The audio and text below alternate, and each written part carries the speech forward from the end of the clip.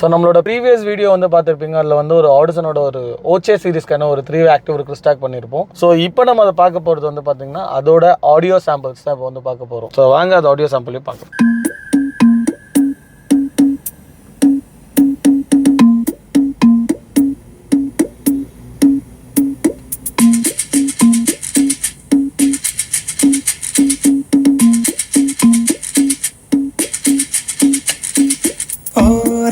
பொண்ணு தாய் போகிற போக்கில் மனச தொட்டு தரபாக்கும் கருத போல வெக்கப்பட்டு